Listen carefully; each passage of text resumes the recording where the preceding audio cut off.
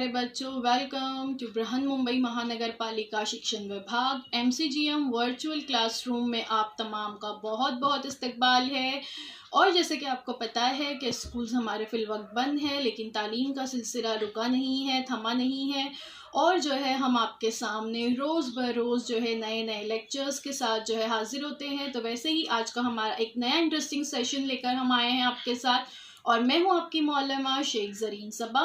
तो चलिए शुरुआत करते हैं हमारे आज के सेशन की। और यहाँ पर आज हम देख रहे हैं आपका टॉपिक जानदारों की दुनिया पार्ट 2। पिछला पार्ट 1 हम इससे पहले देख चुके हैं, है ना। सबक का पहला हिस्सा हम देख चुके हैं। जमात शशम स्टैंडर्ड 6, मजमून है हमारा साइंस, और मैं हूँ आपकी मौलमा ज़रीन सबा फ्रॉम MCGM वर्चुअल क्लासरूम। तो बच्चों, इस तरह के और भी बहुत सारे वीडियोस जो है मेरे YouTube चैनल पर दस्तयाब है, तो प्लीज़ सब्सक्राइब करना ना भूलें ताकि आपको तमाम वीडियोस जो है वक्त ब वक्त मिलते रहें। तो चलिए देखते हैं हमारा आज का टॉपिक जानदारों की दुनिया यानी लिविंग वर्ल्ड। पिछले सबक में आपको याद होगा कि हम देख चुके थे जानदारों की खुसूसियत, है ना, कैरेक्टरिस्टिक्स ऑफ लिविंग थिंग्स। और पहले हम देखते हैं, इयादा कर लेते हैं यानी रिवाइज कर लेते हैं कि हमने पिछले चैप्टर में क्या देखा था, पिछले वीडियो में क्या था, क्योंकि आगे का हिस्सा उसी से कनेक्टेड। तो बच्चों, हम इससे पहले देख चुके हैं कि जानदारों की सबसे अहम खुसूसियत है नशोनुमा। हमने देखे थे कि जिस तरह से जानदारों में हरकत होती है, जान मौजूद होती है, उसी तरह से जानदारों में नशोनुमा का अमल होता है। गैर जानदार अशिया में ये अमल नहीं होता। जानदार जो होते हैं इनमें नशोनुमा का अमल होता है, और मुख्तलिफ मराहिल जो है तय करते करते करते इंसान फिर बुढ़ापे की दहलीज तक पहुँच जाता है।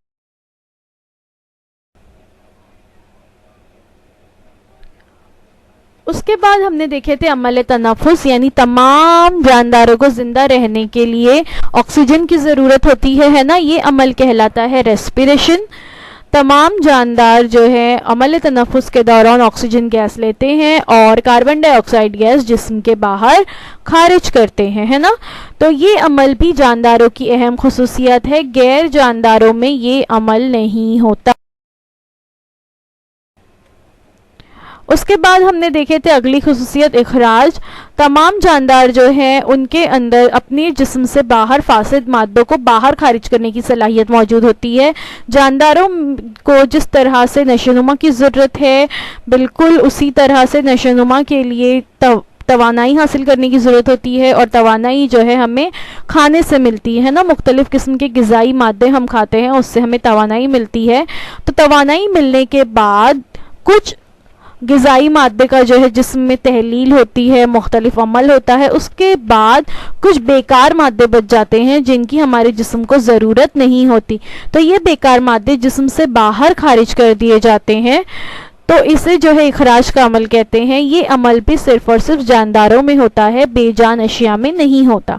इतना हम लास्ट टाइम पढ़ चुके थे। आज देखते हैं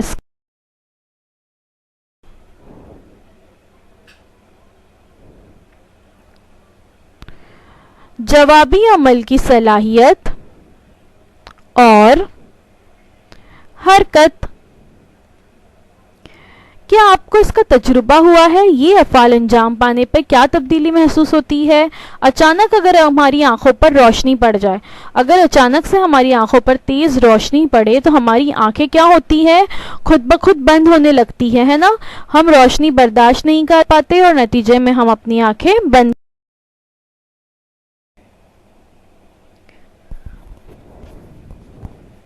क्या होगा अगर हम छुई मुई के पौधे को हाथ लगाएं? कभी आप लोगों ने इस तरह से छुई मुई के पत्ते को हाथ लगाया है? छुई मुई के पत्ते को हाथ लगाने पर इस तरह से उसकी पत्तियां खुद ब खुद बंद होना शुरू हो जाती हैं। तो ये बड़ा ही खूबसूरत है। बचपन में तो हम बहुत खेला करते थे इस तरह से, छुई मुई के पौधों को बार बार हाथ लगाते थे और पत्तियां जो है बंद होना शुरू हो जाती थी। तो कभी सोचा है कि ऐसा क्यों होता है? तो चलिए इसका जवाब तलाश करें। ऐसा होता है जवाबी अमल की सलाहियत और हरकत की वजह से। जानदारों में मुहर्रिक के जवाब में मुख्तलिफ अमल होते हैं। मसलन अगर आप गाय या भैंस के कोठे में अचानक दाखिल हो जाएं तो वो जो है सीधे खड़े हो जाते हैं, इधर से उधर भागने लगते हैं, या गाय जो है वो ज़ोर से पुकारने लगती है। ये सब जो है जवाबी अमल की सलाहियत है।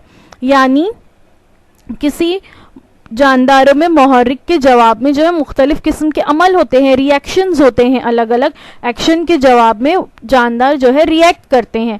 जैसे कि पहली वाली जो एग्जांपल देखे, अचानक हमारी आंखों पर लाइट पड़ जाए तो एज अ रिएक्शन हमारी आंखें खुद बंद हो जाती है। नबातात में भी ये सलाहियत मौजूद है। बहुत से नबातात जो है रिएक्ट करते हैं, जब हम उन्हें छूते हैं तो वो अपनी पत्तियां बंद कर लेते हैं। जानदारों में मुहर्रिक के जवाब में मुख्तलिफ अमल होते हैं। आंगन में लगी हुई बेल भी जो है वो सहारे की जानिब झुकती है। सिर्फ जानदारों में नहीं, नबातात में भी ये होता है। कभी आपने आंगन में लगी हुई जो नाजुक करेले की बेल है उसे देखे? इस तरह से मनी प्लांट्स की बेल होती है, करेले की बेल भी बहुत नाजुक होती है, कद्दू की बेलें होती हैं। तो इस तरह की जो बेलें होती हैं इन्हें आगे बढ़ने के लिए सहारे की ज़रूरत होती है। तो अक्सर जो है वहाँ पर क्या किया जाता है कि कोई लकड़ी जो इस तरह से बतौर सहारे के लगा दी जाती है और बेल जो है खुद ब खुद सहारे की जानिब झुकती है। ये भी क्या है, एक तरह का रिएक्शन ही है ना, कि वो जो है उसी जानिब झुकते हैं जहां उन्हें सहारा मिलता है। गमले में लगा हुआ पौधा जो है खिड़की में अगर हम रखते हैं तो वो सूरज की रोशनी की जानिब झुकता है। देखिए गमले में लगे हुए पौधे जो है अक्सर डालियां उस तरफ आपको झुकी हुई मिलेंगी जिस तरफ से सूरज की रोशनी आ रही हो, यानी इसमें हरकत होती है।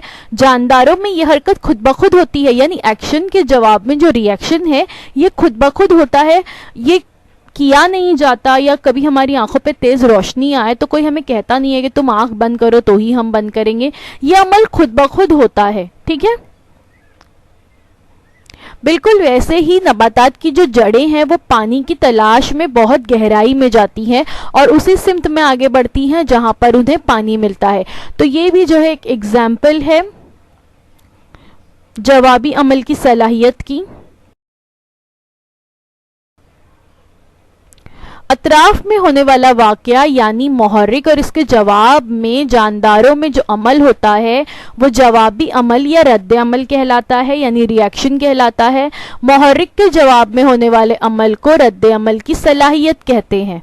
ठीक है, देखिए जब हम खाना पका रहे हो किचन में, या अगर आपकी अम्मी आपसे कभी कहें किचन से फला बर्तन ले आइए और अगर आप गर्मा गर्म चम्मच पर हाथ रख दें तो क्या होता है, फौरन हम उसको छोड़ देते हैं या उस बर्तन को छोड़ देते हैं। कई दफ़ा नुकसान भी होता है ना, हाथ से बर्तन छूट जाता है, उसमें रखा हुआ सामान जो है गर्म वो गिर जाता है, अम्मी से डांट भी बड़ी पड़ती है।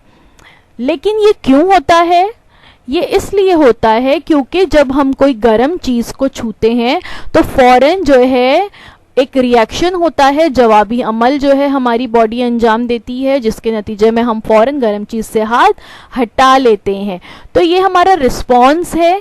तो ये ही जवाबी अमल या रद्द अमल की सलाहियत कहलाता है। और ये जो खुसूसियात है रद्द अमल की सलाहियत, ये सिर्फ और सिर्फ जानदारों की खुसूसियात है। बेजान चीज़ों पर हरारत का, सर्दी गर्मी का कोई असर नहीं होता, रोशनी का, पानी का, हवाजी का कोई असर नहीं होता है ना। ये सिर्फ और सिर्फ जानदारों पर असर होता है और इन चीज़ों का जानदारों पर असर होने की वजह से ही इनके नतीजे में जानदार जो है वो जवाबी अमल या रद्द अमल देते हैं। अफजाइश नस्ल, जानदार अपने जैसे जानदारों को जन्म देते हैं, है ना। हर जानदार में अपने जैसा जानदार पैदा करने की सलाहियत होती है। कुछ जानदार जो है बच्चे देते हैं, कुछ अंडे देते हैं और उन अंडों में से बच्चे निकलते हैं। ज़ेब्रा, शेर, शेर बब्बर, हिरन, ये तमाम वो जानदार हैं जो बच्चा देने वाले जानदार हैं। ये जानदार जो है अपने वजह से बच्चे पैदा करने की सलाहियत रखते हैं। तो अफजाइश नस्ल यानी अपनी नस्ल की अफजाइश करना, अपनी नस्ल को आगे बढ़ाना, ये खुसूसियात भी सिर्फ और सिर्फ जानदारों में ही पाई जाती है। बेजान अशिया में खुसूसियात नहीं पाई जाती।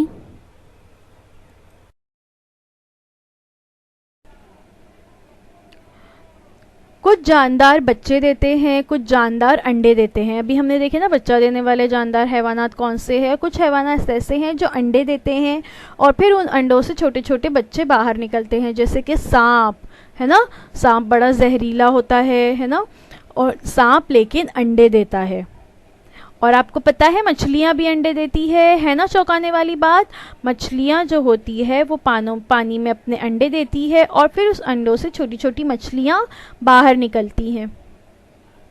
मुर्गी भी अंडे देती है, ये तो हम जानते हैं। और फिर इन मुर्गियों को फिर मुर्गियाँ इन अंडों को सेकती हैं और इनसे छोटे छोटे चूजे बाहर निकलते हैं।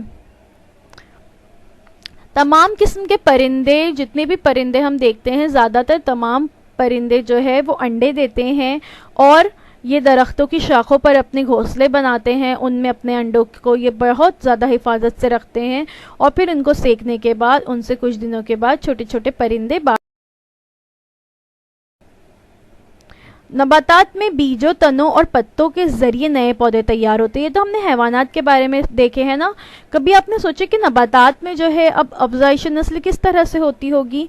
तो कैसे होता है, नबातात में एक छोटे से बीज के ज़रिए जो है एक पूरा पौधा तैयार होता है। हम जानते हैं ना कि अलग अलग किस्म की जो फसलें उगाई जाती हैं, तो उन फसलों को उगाने के लिए क्या किया जाता है, उनकी बीज जो है ज़मीन में बो दिए जाते हैं। आम के बीज बो दिए जाते हैं और फिर उससे अखवा फूटती है और एक नया पौधा जो है वो तैयार होता है।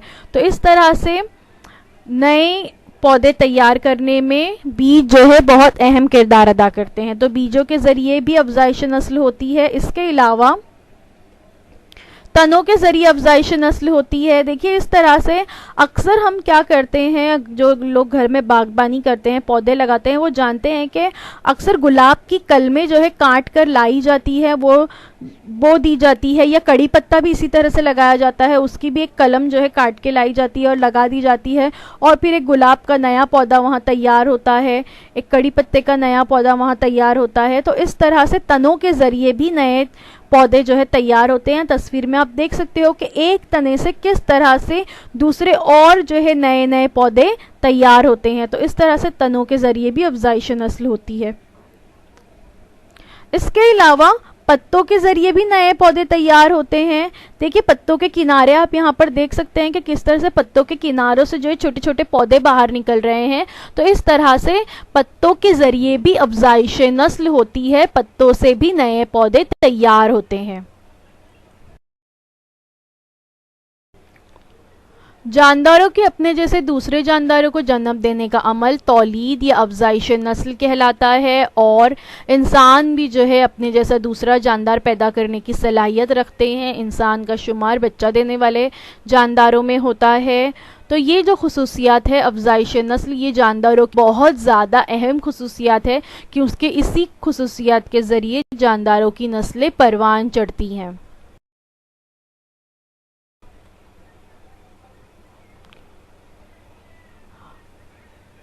मुकर्ररा अरसे हयात, तमाम जानदारों की एक मुकर्ररा अरसे हयात है। अरसा यानी वक्फा, हयात यानी ज़िंदगी, मुकर्ररा यानी तयशुदा, यानी हर इंसान, हर जानदार का अरसे हयात मुकर्ररा है, तयशुदा है और उसी के मुताबिक जो है उनका पूरा लाइफ साइकिल चलता है। ज़िंदगी के एक दौरान एक ख़ास मरहले पर जानदार अफजाइश नस्ल का फ़ेल अंजाम देते हैं, है ना। अभी हमने देखे अफजाइश नस्ल किससे कहते हैं। वक्त के साथ साथ जानदारों के तमाम आज़ा कमज़ोर होते जाते हैं और एक ख़ास अरसे के बाद उनका अरसे हयात ख़त्म हो जाता है और फिर उनकी मौत वाक़ई हो जाती है। देखिए यहाँ पर एक मुर्गी का अरसे हयात बताया गया है कि मुर्गी जो होती है वो हमने देखे ना कि वो अंडे देती है, उसका शुमार अंडा देने वाले हैवानात में होता है, और फिर उन अंडों को वो सेकती है, जिसमें से कम 3 हफ्ते बाद क्या होता है, चिकन बाहर निकलता है, चूजे बाहर निकलते हैं, और फिर तकरीबन 3 महीने बाद वो चूजे बड़े होकर एक बालिग मुर्गी की शक्ल इख्तियार कर लेते हैं। अब उसके बाद फिर ये फेल चलता रहता है कि फिर वो दोबारा अंडे देती है, फिर उसमें से चूजे निकलते हैं और वो मुर्गियां बड़ी होती जाती हैं। धीरे धीरे एक वक्त ऐसा होता है कि मुर्गी जो है उसके आज़ा कमज़ोर होते जाते हैं, वो अंडा देने की सलाहियत उसकी ख़त्म हो जाती है, और फिर कुछ अरसे बाद मुर्गी की मौत भी वाक़या हो जाती है। तो मुर्गी का जो लाइफ स्पैन है वो कितना है, 8 साल है। मुर्गियाँ तकरीबन 8 साल ज़िंदा रहती है। ज़रूरी नहीं हर मुर्गी 8 साल जिंदा रहे, क्योंकि जिंदगी और मौत तो सिर्फ और सिर्फ अल्लाह ताला के हाथ में है। हम नहीं जानते कि कब किसका मौत का वक्त करीब आ जाए और वो अपने मुकर्ररा अरसे हयात से पहले ही चला जाए, है ना। तो ये तो सिर्फ अल्लाह ताला बेहतर जानता है इसकी मौत कब वाक़या होगी, लेकिन एक अंदाज़ा है कि मुर्गियां तकरीबन 8 साल तक जिंदा रहती हैं।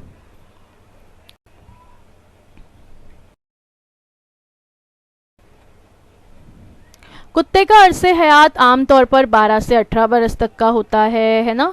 कुत्ते जो होते हैं ये तकरीबन 12 से 18 बरस तक ज़िंदा रहते हैं। इससे पहले भी मैंने जैसे कहा कि इनकी मौत वाक़या हो सकती है, वो तो ज़िंदगी और मौत सिर्फ अल्लाह ताला को पता है कब आनी है, लेकिन एक एवरेज एज जो होती है कुत्ते की वो तकरीबन 12 से 18 साल होती है।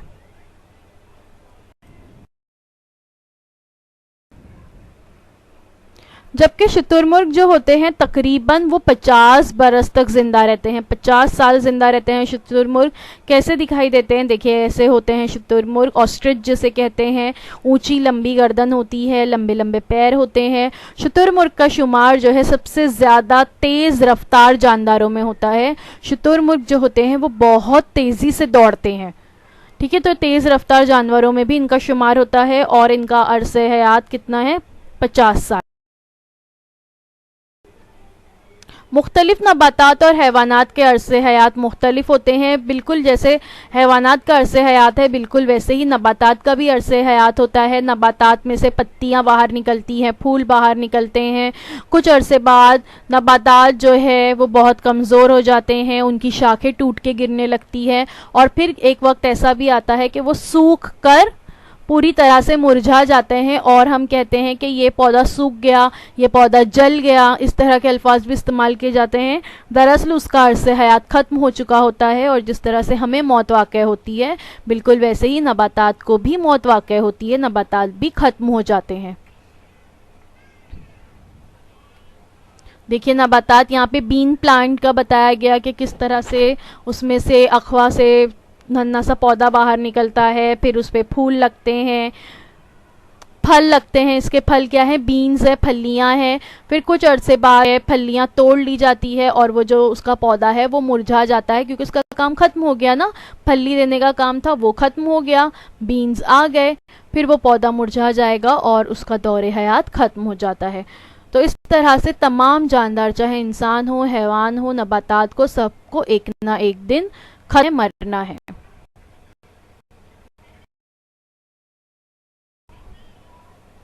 जनूबी अमेरिका के करीब गैलापेगोस जजीरे पर पाए जाने वाले कछुए का अरसे हयात तकरीबन 170 साल होता है ना। मैं बता रही थी ना कि कुछ जानवर ऐसे भी हैं जो 100-100 साल भी जिंदा रहते हैं। तो है ना बड़ी अचंभे की बात कि यहाँ पर पाए जाने वाले जो कछुआ है वो तकरीबन 170 साल जिंदा रहता है। और वैसे भी दीगर जगह पर भी जो कछुए पाए जाते हैं उनकी उम्र बहुत ज़्यादा होती है। उमूमन कछुए 80 से 100 साल तक तो जिंदा रहते ही हैं। मे फ्लाई नाम का एक छोटा सा कीड़ा है, हम जो है इसे हेलीकॉप्टर कहते थे अपने बचपन में, टिकटॉक भी इसे कहा जाता है एक आम जुबान में। तो इस तरह का ये कीड़ा है, आप लोगों ने भी अक्सर देखा होगा, हरियाली वाले इलाकों में नज़र आता है। तो मे फ्लाई नाम का ये जो कीड़ा है इसका अरसे हयात 1 घंटे से 24 घंटे तक होता है। कितनी छोटी सी उम्र है ना। 1 घंटा तो हमारे लिए कोई मायने नहीं रखता। 1 घंटा तो कई दफ़ा ऐसा होता है कि हम स्कूल से तैयार होकर घर से तैयार होकर स्कूल जाने के लिए हम 1 घंटा लगा देते हैं, लेकिन इस जानवर की ज़िंदगी उस 1 घंटे की ही होती है, या ज़्यादा से ज़्यादा ये 24 घंटे ज़िंदा रहते हैं। छोटे से लार्वे से जो है ये बाहर निकलता है और फिर इसके जो है पर आ जाते हैं। पर आने के बाद जो है ये उड़ना शुरू करता है और उसके कुछ ही घंटों के बाद इसकी ज़िंदगी खत्म जाती है। तो इसका अरसे हयात, इसकी ज़िंदगी बहुत मुख्तसर है।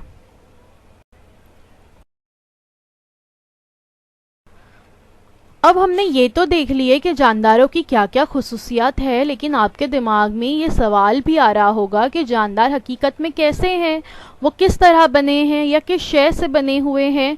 तो शहद की मक्खी के छत्ते या किसी दीवार को कभी आपने गौर से देखे कि वो किस शय से बनी हुई होती है? नहीं देखे, कोई बात नहीं, चलिए हम आपको दिखाते हैं। शहद की मक्खियाँ जो होती है वो अपना छत्ता बनाती हैं जिसमें वो अपने शहद इकट्ठा करती हैं। तो वहाँ पर इस तरह की छोटे छोटे छोटे हिस्से या खाने होते हैं। इन खानों के एक दूसरे के जुड़ने से शहद का छत्ता तैयार होता है ना। छोटे छोटे खाने यहाँ पर आपको नज़र आ रहे हैं और ये खाने एक दूसरे से जुड़े हुए होते हैं और फिर ये जुड़कर एक पूरा शहद का छत्ता तैयार करते हैं। बिल्कुल वैसे ही आपका जो घर है उस घर की दीवारें इस तरह की बनी हुई है ना। तो ये दीवारें भी अगर हम गौर से देखें, अगर इन पे कलर नहीं लगा है, इसका प्लास्टर नहीं हुआ है, तो अगर हम इन्हें गौर से देखें तो ये दीवार भी ईंटों के ज़रिए बनती है। छोटी छोटी जो ईंटें हैं, ये तमाम ईंटें एक दूसरे से जोड़े तो दीवार तैयार होती है ना। बिल्कुल ऐसे ही हमारे जिस्म की साख्त भी है। हमारा जिस्म भी ऐसे ही छोटी छोटी ईंटें मिलकर बना हुआ है, लेकिन वो अलग बात है कि वो ईंटें मुख्तलिफ किस्म की है। कौन सी है, चलिए देखते हैं। हमारा जिस्म मिलकर बना है खुलियात से यानी सेल से। जानदार जिन छोटे छोटे अज्जा से बने होते हैं उन्हें खुलियात या सेल्स कहते हैं।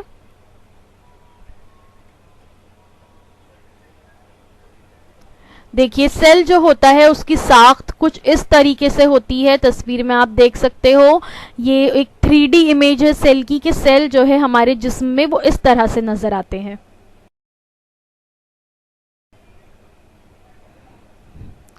Cells that are similar to each other and do the same job are grouped together to form tissues। एक जैसे खुलियात से मिलकर टिश्यूज बनते हैं। देखिए खुलियात जो होते हैं या एक खुलिया जो होता है इसकी अंदरूनी साख्त जो है यहाँ पर बताई गई वो इस तरह से जो है इसकी खुलिये की अंदरूनी साख्त होती है। और खुलिया जो है हमारे जिस्म की सबसे छोटी इकाई है। जैसे ईंटों से मिलकर पूरी दीवार बनती है, बिल्कुल ऐसे ही ऐसे छोटे छोटे खुलियात से मिलकर हमारा पूरा जिस्म बना हुआ है।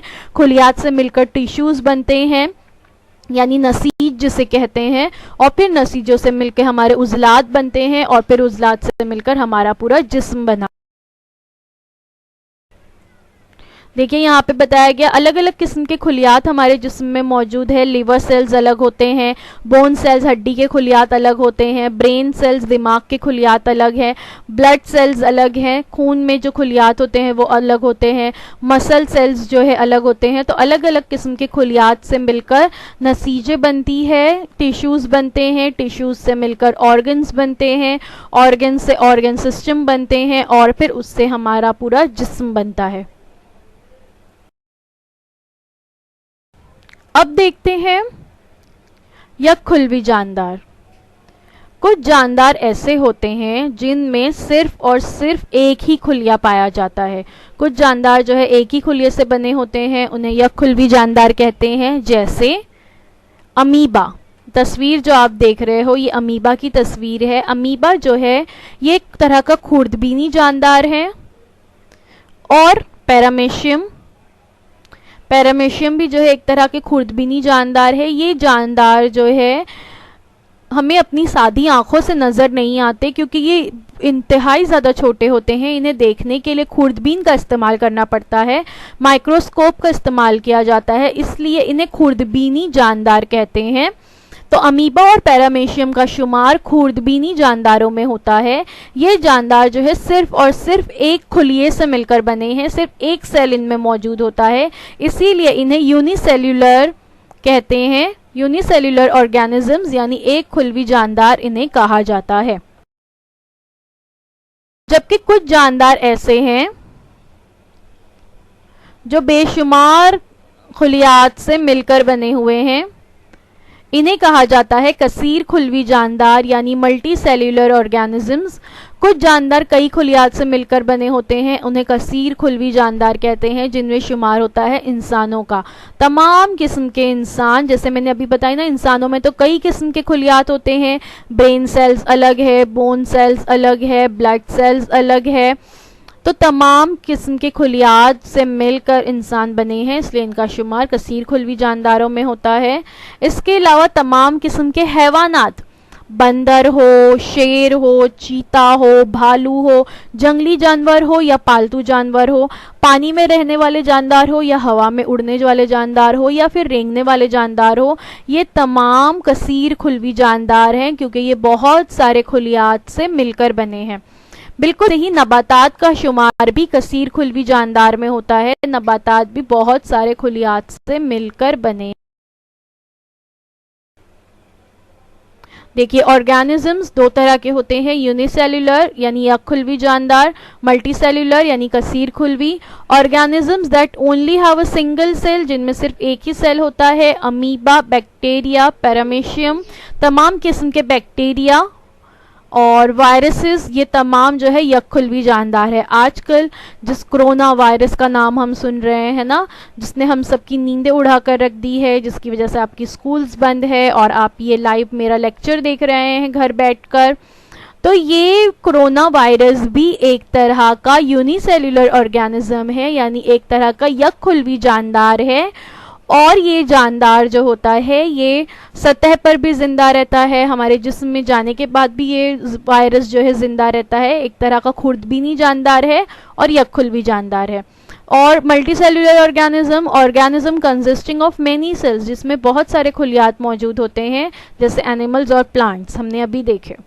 तो खुलियात की तादाद मुख्तलिफ होने के बावजूद खुलियाती जिस्म की साख्त जानदारों की अहम खुसूसियात है, यानी तमाम किस्म के जानदारों में ज़रूरी नहीं है खुलियात की तादाद एक जैसी हो, अलग अलग है, लेकिन खुलियाती जिस्म की साख्त जानदारों की अहम खुसूसियात है। ये खुसूसियत सिर्फ और सिर्फ जानदारों में पाई जाती है, बेजान अशिया में नहीं पाई जाती।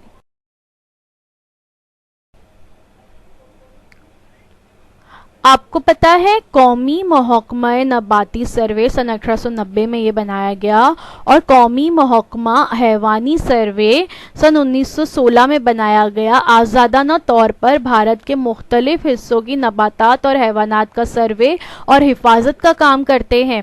हमें भी अगर अपने अतराफ व अकनाफ में कोई नया पौधा या हैवान नज़र आए तो हमें इस इदारे से रब्त पैदा करके इनकी मालूमात हम हासिल कर सकते हैं।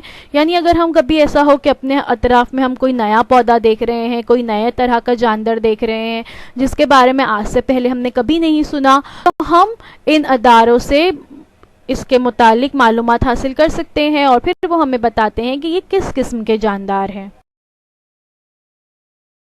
तो इसी के साथ हमारा आज का सबक यहीं पे ख़त्म होता है। थैंक यू सो मच बच्चों कि आप लोगों ने इतने खामोशी के साथ हमारा ये पूरा सबक सुने। उम्मीद है जो कुछ बताया गया वो आपको समझ में आया होगा और अब इंशाल्लाह अगले हफ्ते आपके साथ मुलाकात होगी एक नए वीडियो के साथ। जब तक जो कुछ पढ़ाया गया इसका किताब खोलकर एक बार याद ज़रूर कर लीजिए। अल्लाह हाफिज़।